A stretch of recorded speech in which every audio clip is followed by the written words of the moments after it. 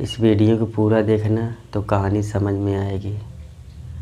जब एक लड़का का शादी नहीं हुआ होता तो हर माँ बाप का लाडला होता है, क्योंकि हर बात उनकी सुनता तो उनको अच्छा लगता है। लेकिन जैसे ही शादी होती है तो आदमी को पत्नी का भी सुनना होता है और माँ बाप का भी,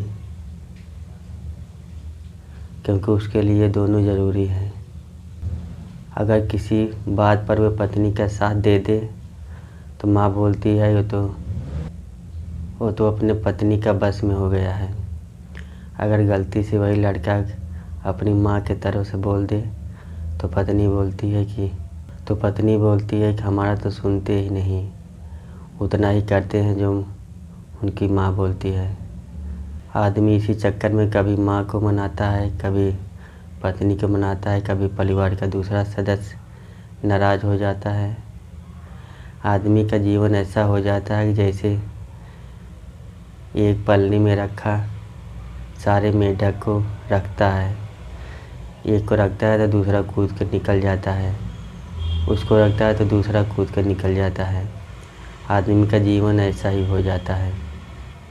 वो बाहर काम करे, पैसे कमाए, परिवार का खर्चा चल सके, लेकिन घर आए तो सुकून नहीं। कभी माँ नाराज़, कभी पत्नी नाराज़ किसी बात पर, कभी परिवार नाराज़, तो आदमी अपने जीवन से तंग आ जाता है। तो आदमी एक दूसरे को मनाने में लगा रहता है।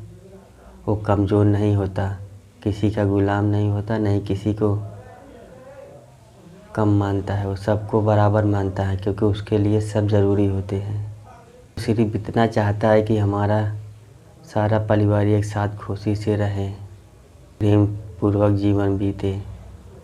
वह हमेशा यही चाहता है। वो परिवार में कलह और झगड़े नहीं देखना चाहता। इसी तनाव की वजह से कितने लड़के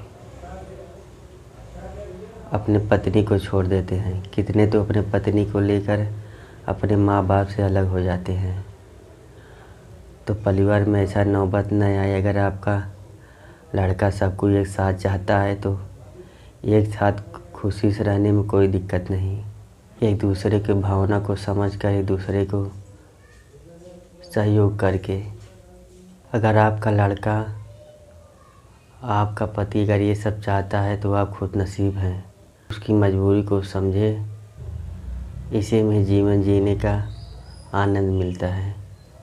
आप क्या समझते हैं इस वीडियो के बारे में कमेंट में ज़रूर बताएं। वीडियो को लाइक करें, शेयर करें, चैनल को सब्सक्राइब ज़रूर करें। बहुत बहुत धन्यवाद।